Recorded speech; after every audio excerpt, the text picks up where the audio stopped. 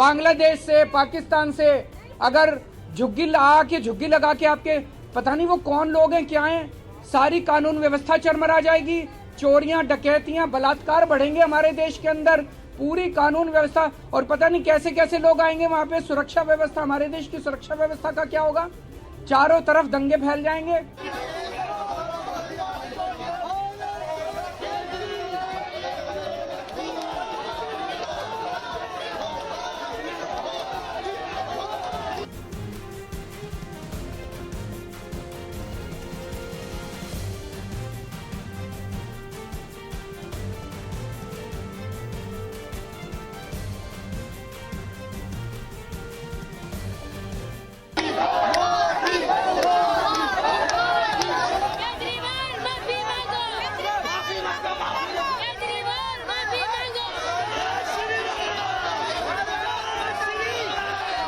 10 साल देश पे राज करने के बाद ऐन चुनाव के पहले इन लोगों को सीए की बात करनी पड़ रही है।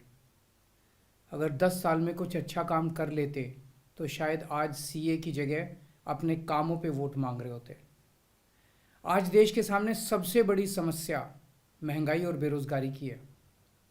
किसी को भी घर चलाना मुश्किल हो रहा है, इतनी ज़्यादा महंगाई हो गई है, कमर तोड़ महंगाई हो रही है। उधर हमारे युवा दर दर की ठोकरें खा रहे हैं रोजगार के लिए, उनके ऊपर डंडे लाठियां बरसाई जा रही हैं। ऐसे में सरकार बेरोजगारी और महंगाई का समाधान ढूंढने की बजाय सीए की बात कर रही है, तो ये बड़े दुख की बात है। ये सीए आखिर है क्या? बीजेपी की केंद्र सरकार का कहना है कि 3 देश, बांग्लादेश, पाकिस्तान और अफगानिस्तान, इन 3 देशों के अल्पसंख्यक जो हैं वो अगर भारत की नागरिकता लेना चाहें तो उन्हें भारत की नागरिकता दे दी जाएगी। इसका मतलब बड़ी संख्या में यहाँ से अल्पसंख्यकों को हमारे देश में लाया जाएगा, उनको रोजगार दिए जाएंगे, उनके लिए घर बनाए जाएंगे, उनको यहाँ बसाया जाएगा। अजीब बात है ना? बीजेपी की केंद्र सरकार से हमारे बच्चों को रोजगार दिए नहीं जा रहे, पाकिस्तान से लोगों को लाके उनके बच्चों को रोजगार देना चाहते हैं। हमारे लोगों के पास तो घर नहीं है, भारत के तो ढेरों लोग बेघर हैं, लेकिन बीजेपी वाले पाकिस्तान से लोगों को लाके उन्हें भारत में बसाना चाहते हैं, उनको घर देना चाहते हैं।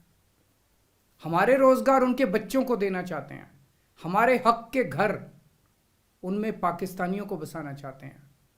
भारत सरकार का जो सरकारी पैसा हमारे परिवार और देश के विकास पे खर्च होना चाहिए, वो पैसा पाकिस्तानियों को भारत में बसाने पे खर्च किया जाएगा। इन 3 देशों में लगभग 2.5 से 3 करोड़ अल्पसंख्यक हैं। ये तीनों बहुत गरीब देश हैं। जैसे ही भारत के दरवाजे खुलेंगे, इन 3 देशों से भारी भीड़ हमारे भारत में आ जाएगी। अगर इन 2.5-3 करोड़ में से 1.5 करोड़ लोग भी भारत आ गए तो कौन देगा इनको रोजगार? कहां बसाओगे इनको? बीजेपी वाले अपने घर में बसाएंगे क्या इनको? इनके अपने घर में रखेंगे क्या इनको? बीजेपी वाले देंगे क्या इनको रोजगार? कौन देगा इनको रोजगार? तो प्रश्न उठता है कि बीजेपी ऐसा क्यों कर रही है।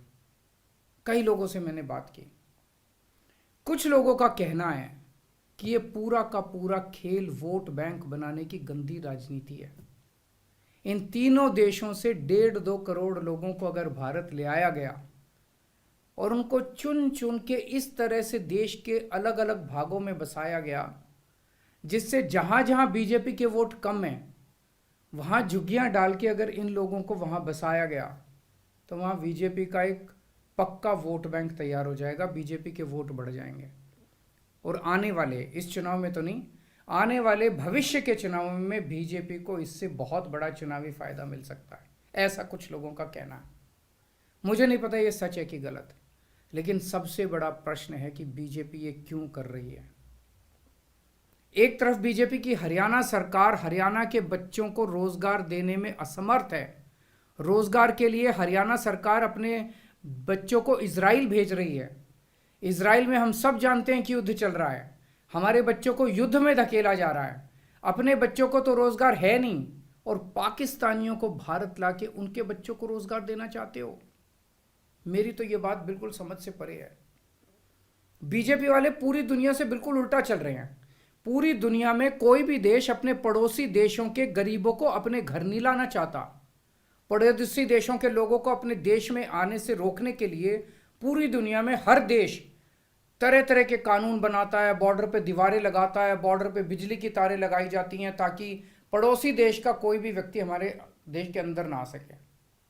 बीजेपी शायद अकेली पार्टी है पूरी दुनिया की जो पड़ोसी देश के गरीब लोगों को अपने देश में घुसाने के लिए दरवाजे खोल रही है, बिल्कुल उल्टा कर रही है।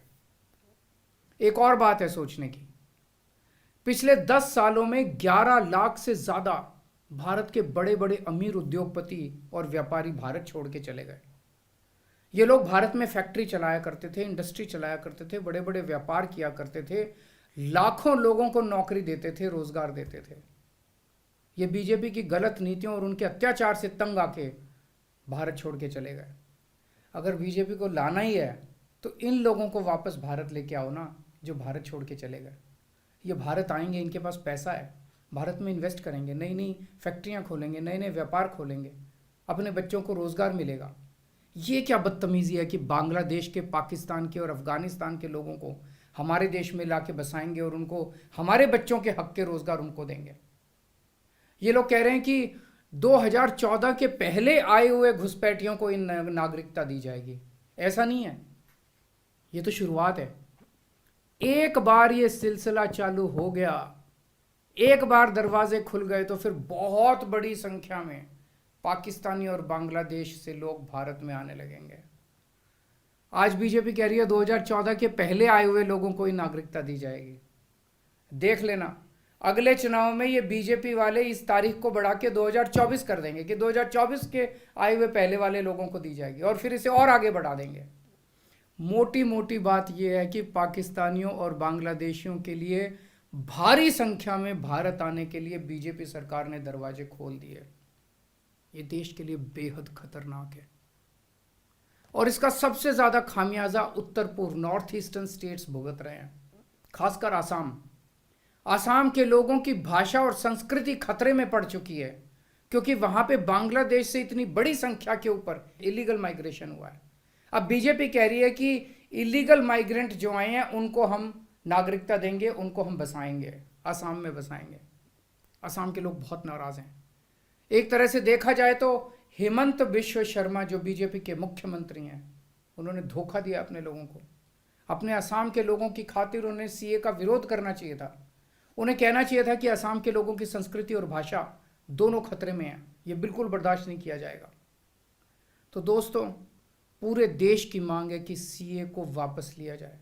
हम किसी हालत में अपने बच्चों की नौकरियां, अपने बच्चों के रोजगार दूसरे देश के लोगों को किसी हालत में नहीं देंगे। और अगर बीजेपी नहीं मानती तो इसको वापस नहीं लेती तो इस चुनाव के अंदर बीजेपी के खिलाफ वोट करके आप अपना गुस्सा जाहिर कीजिए।